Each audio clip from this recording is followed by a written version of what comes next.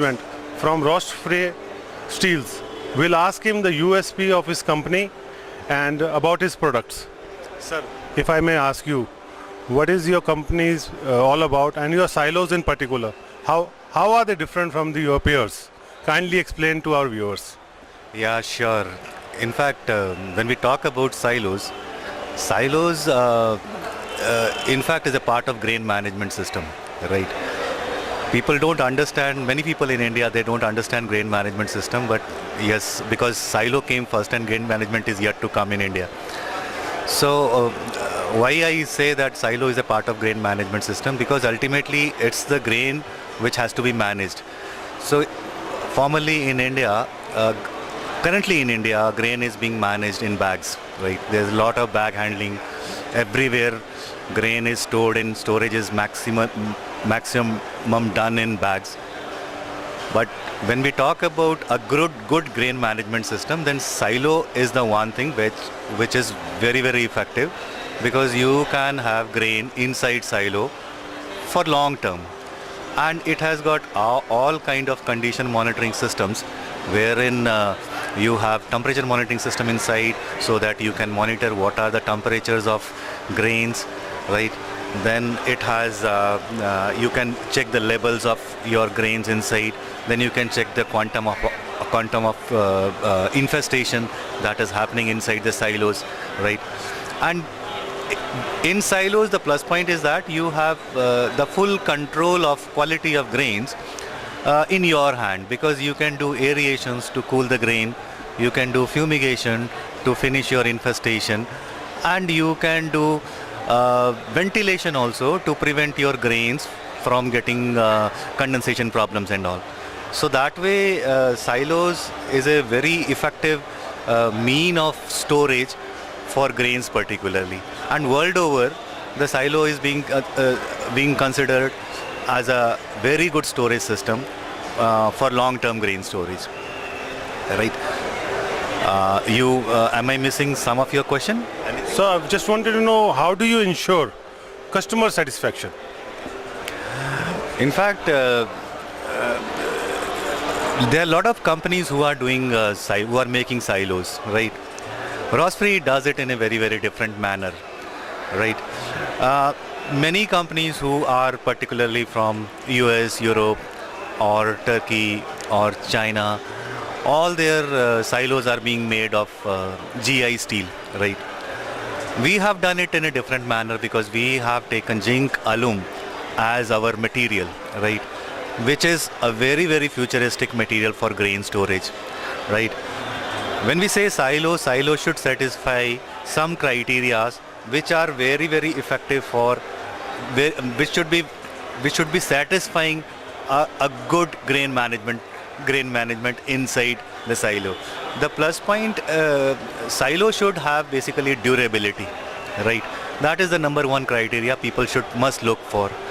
Zinc alum is much more durable than GI material. In fact, it is 3 to 4 times more durable than GI material. Number two quality which a good silo should have is it should have a good corrosion resistant property.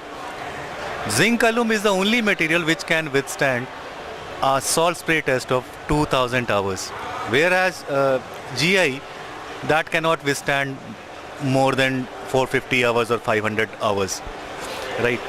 Then in silos you should have a very good aeration system, because if you don't have an aeration system, you won't be able to cool your grains, and as soon as the temperature inside the silo increases, the infestation problems also increases, right? So because of that, you should have properly designed aeration system, so that the complete control is in your hand. And when you talk about aeration system, it should be supplemented with a good ventilation system also, because if you are only doing aeration, that will in fact damage your grains if you don't have a proper ventilation system. So we in Rostfrei actually we take care of aeration system and ventilation system, and plus we actually design a very good fumigation system, so that your grains inside the silos are very safe. And that is the reason we always call it that we design in reliability. Like if you want to store a particular grain inside silo, we design not from the silo point of view, we design from the grain management point of view. So that is what we do, right? And in fact, for that reason, for grain management reason, we have actually selected this zinc alum, because zinc alum has got a very uniform alloy coating of zinc plus aluminum plus silicon, right? Actually, what happens, the GI silo which other manufacturers are making, the GI silo is basically the base metal is same in GI silo as well as in zinc alum silos, which is mild steel. To protect mild steel, in GI silo they do 97% zinc coating, right? How zinc is protecting the base metal GI, base metal mild steel? It is actually sacrificing itself. Zinc, in the presence of water or moisture, it actually gets converted into converted into rust, right? Because it forms zinc oxide. So gradually it keeps on eroding itself, right? It keeps on sacrificing itself to protect the base metal, right? So what happens, while we eventually the complete zinc gets eroded, right? Complete zinc gets eroded, and then it's the base metal which is exposed to the atmosphere, and after that corrosion is very, very fast, right? And this zinc is reacting with oxygen only in the presence of moisture, right? Which is, or in the presence of humidity. India is hot and humid, everybody knows that. So that is the reason we say that GI is not suitable for India. It is suitable for colder regions or wherever the humidity is very, very less. So that is the reason people in America, Canada or Europe, they are using GI as their base material for silo, because they don't have this kind of problem which we are facing in India, right?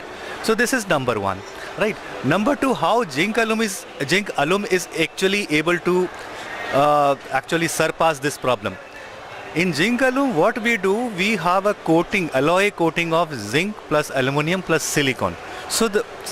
And our aluminum is approximately 55% in weight. So when we talk about in volume terms, it is 80% in volume terms, because aluminum is very lighter in comparison to zinc.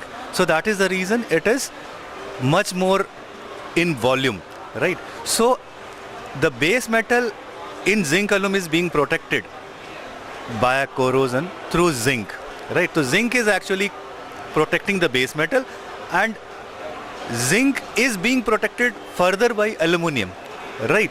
So what is happening, that it is not in direct contact with the oxygen, because aluminum is there, which is acting as a barrier for oxygen and zinc, right? So zinc is not converting into oxygen, not converting into zinc oxide, right? So it is not getting converted into rust. So that is the reason it is protecting the base metal in a much better manner in our kind of silos, in zinc alum silos, right? So corrosion is very, very less.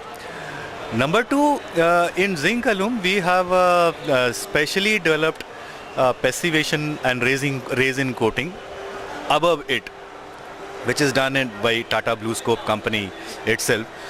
So that is further protecting this metal, because it is that special passivation and resin coating is making this product scratch proof, right? So your actually the zinc alum will maintain its luster for much longer time, right?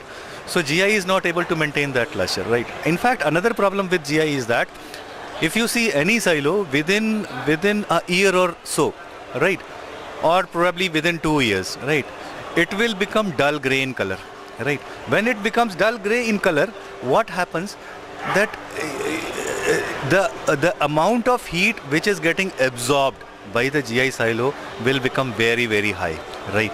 So actually GI is absorbing 22 to 26% of solar heat, right? Whereas zinc alum is absorbing only 4 to 5% solar heat.